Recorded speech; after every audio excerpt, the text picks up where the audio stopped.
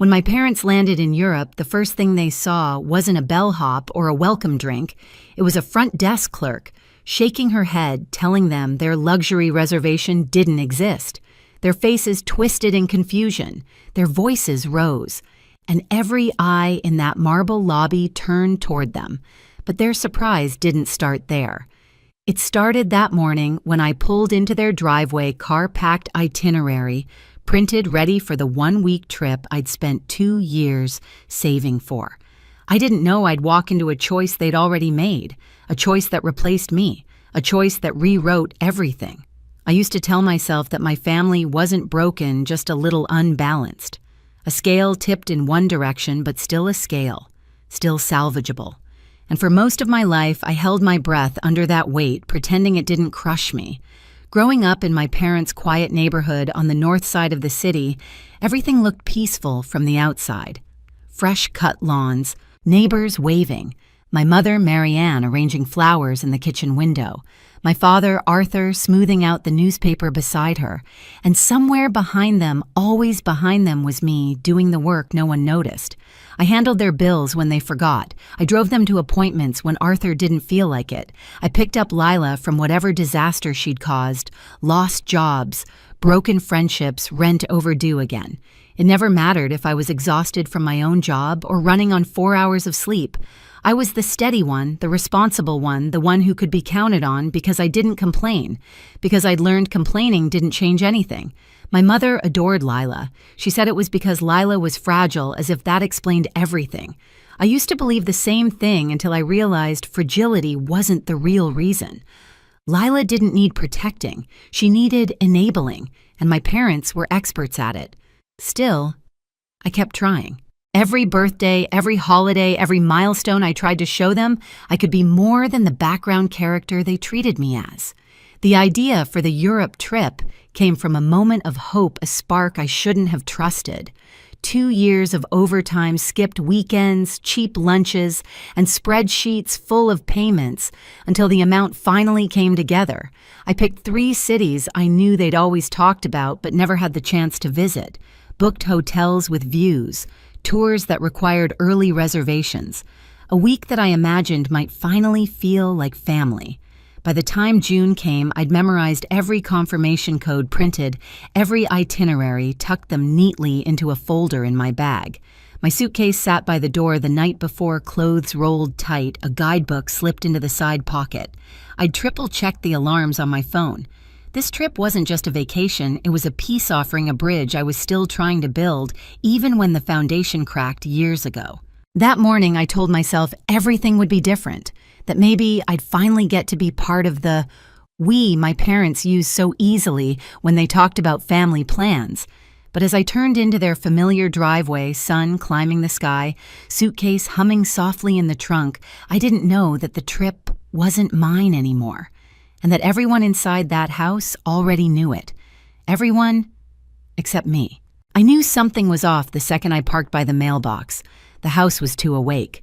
Curtains drawn back, shadows moving behind them, the kind of energy that didn't match the quiet early hour. I grabbed my bag and walked up the path, rehearsing the cheerful greeting I thought I'd get. But the front door opened before I could knock. And Lila stepped out first. She wasn't dressed like someone waking up early for a ride to the airport. She was dressed like someone about to board a plane, hair-curled suitcase upright beside her passport case dangling from her fingers. She didn't look surprised to see me. She looked prepared. I stopped halfway up the steps. "What's going on?" My mother appeared behind her, wearing the smile she saved for moments when she'd already made a decision and expected compliance. "Oh, Peyton, good. You're on time." I glanced at Lila again, her smirk, her perfectly packed suitcase. A knot tightened in my chest. "Why does she have luggage?" Marianne clasped her hands as if bracing for nothing more than mild confusion. "We've decided to take Lila instead of you." For a second, I didn't understand the words. They floated above me, nonsense syllables, impossible conclusions. "What she's been under so much stress lately," my mother said, tone softening into that practiced sympathy she never used on me. "Your sister needed some rest, so we decided to take her." The sentence hit harder than I expected. Not because of the words, but because of the smile that followed, that little curl at the corner of her mouth. The smile of someone expecting gratitude for betrayal. Behind her, Arthur shifted in the doorway. He didn't look at me. It just seemed like the right thing, he murmured. Lila tugged her suitcase handle with one hand, fake apology dripping from her voice.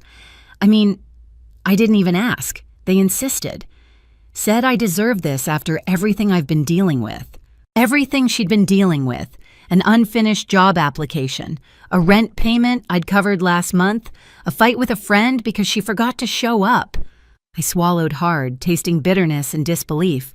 Instead of me, I repeated quietly. My mother nodded. You're always working, sweetheart. You can take another trip later. You understand. Understand. That word again. A lifetime of being expected to understand. The morning sun warmed my face, but I felt cold. I looked down at my own neatly packed suitcase still in my trunk, 2 years of sacrifice folded inside, and realized the trip had been taken from me before I even knew it. I stood there staring at the 3 people who were supposed to know me best, and all I could manage was silence. A silence that felt like a split. A silence that felt like something cracking open inside me. I didn't argue. I didn't beg. I didn't say anything. Because for the first time, my silence wasn't surrender. It was the sound of something shifting, the sound of a boundary beginning to form. The drive to the airport felt like sitting in a house that was already burning silent smoky, impossible to breathe in. I kept my eyes on the road, hands steady on the steering wheel, even as everything inside me rattled.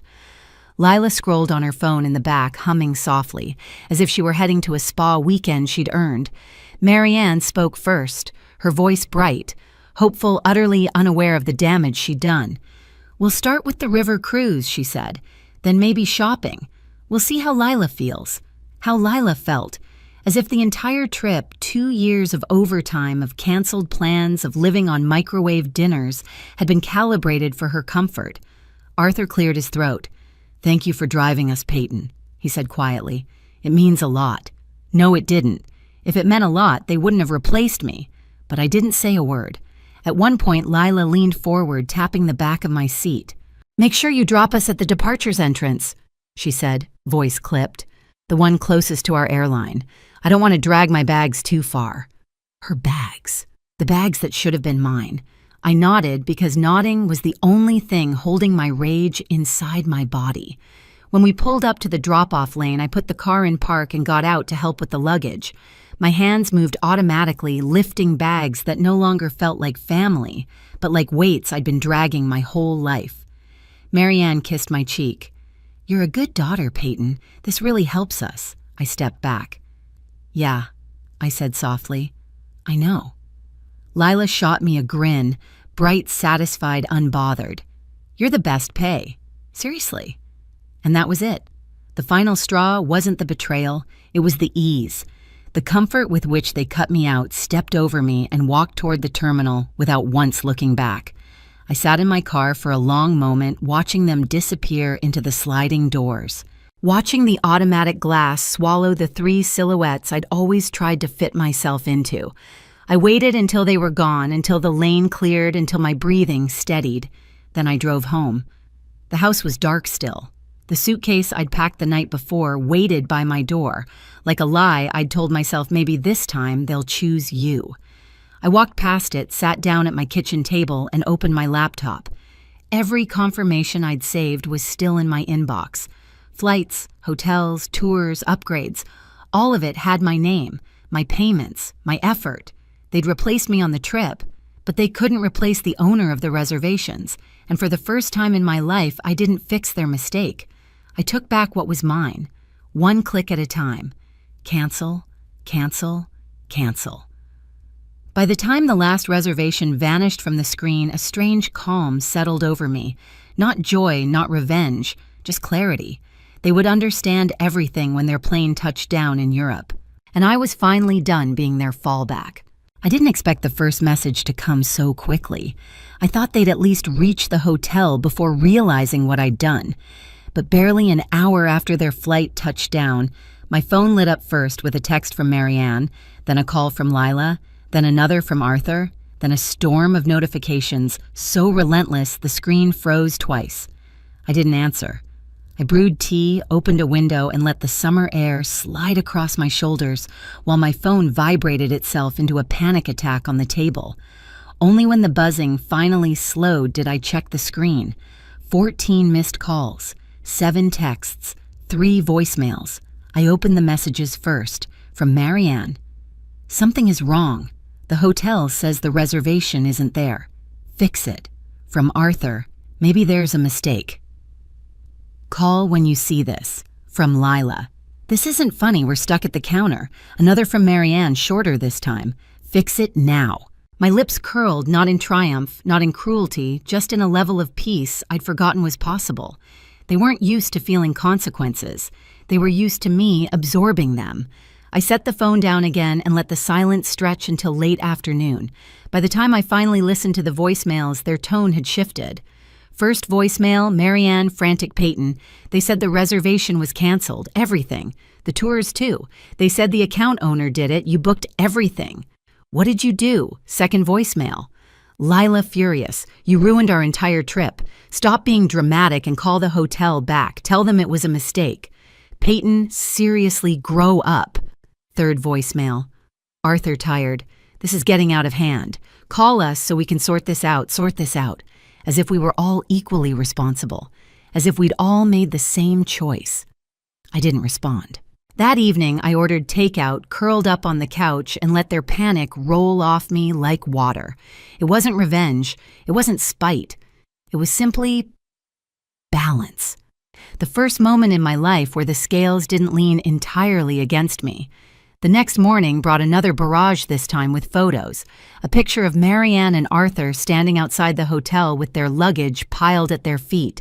A picture of Lila sitting on an uncomfortable bench glaring at the camera.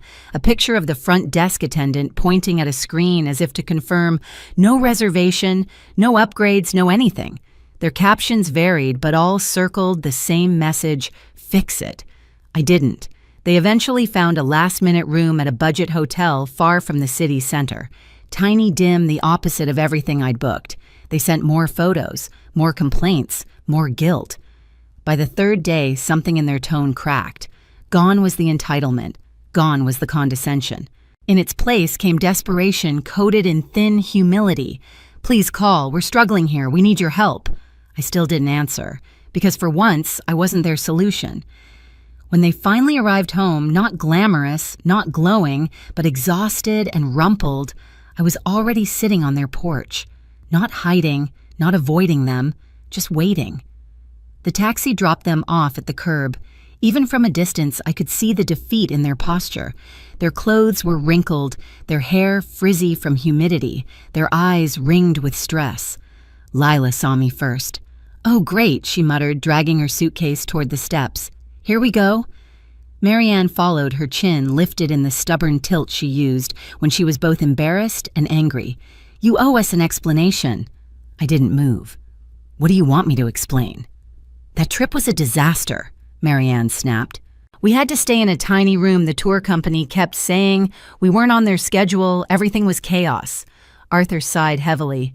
"You could have called someone. You could have fixed it." I stood, then slow and steady. "Why would I fix a trip I wasn't invited to?" Marianne blinked. "You're being dramatic." "We thought you'd understand." Lila needed a break. Needed a break from what? My voice didn't rise, but it sharpened. From not having a job? From sleeping in every day? From waiting for someone else to solve her life? Lila's face reddened. "That's rude." "What's rude?" I said. "Taking a step down toward them is deciding to take my sister on a trip I paid for. What's rude is smiling while you cut me out. What's rude is expecting me to fund your vacation after you replaced me." Marianne scoffed. "We didn't replace you." "You did," I said. "You absolutely did, and you didn't hesitate." Arthur tried again. "You could have talked to us. Instead, you canceled everything." I looked at him, really looked at him. For the first time, I saw not my father, but a man who had spent his whole life avoiding taking a stand. "I didn't cancel everything," I said quietly. "I canceled what I paid for. You took me out of the trip, so I took myself out of the bill." Silence settled over the porch, not the heavy, oppressive silence I'd grown up with. A clean, clarifying one.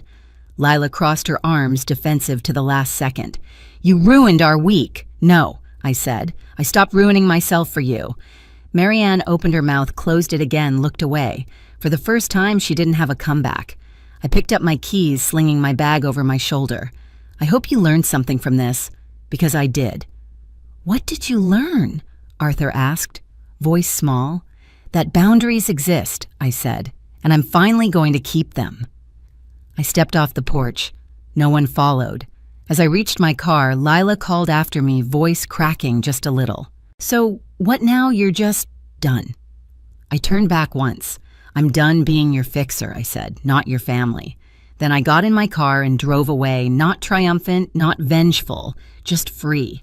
And if you want more stories where justice finally lands, where it should support us on Ivory Revenge by subscribing, you'll get notified the moment a new story goes live.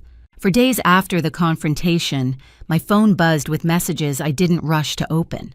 Short apologies from Arthur, overly sweet, carefully phrased texts from Marianne, a single line from Lila that read, "Whatever." None of it carried weight anymore. I answered only when I felt like it, never out of obligation. With the noise fading, my home finally felt like mine.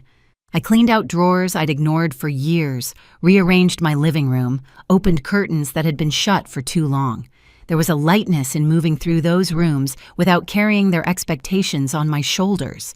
One evening, I sat at my desk and pulled up the old spreadsheet I'd used to plan the Europe trip. Instead of the sting I expected, I felt clarity. That money had always been meant for an experience worth remembering, so I booked a solo trip to Italy. Rome first, then Florence. No compromises, no last-minute substitutions. When I stepped off the plane, weeks later, a soft warmth wrapped around me. I walked streets with no one's mood to manage, ate when I wanted, lingered where I liked. Every moment felt like reclaiming something I hadn't realized I'd lost. Freedom wasn't loud, it was steady, and it finally belonged to me. By the time I flew home from Italy, I knew one thing for certain. Love isn't measured by how much you give, it's measured by whether anyone ever gives back. Setting boundaries didn't break my family. It finally showed me which parts were worth keeping. And if you've ever carried more than your share, I hope my story reminds you that you're allowed to step away. If this resonated with you, share your thoughts in the comments and hit subscribe so you never miss the next story. You're not alone, and you deserve better than being the family fixer.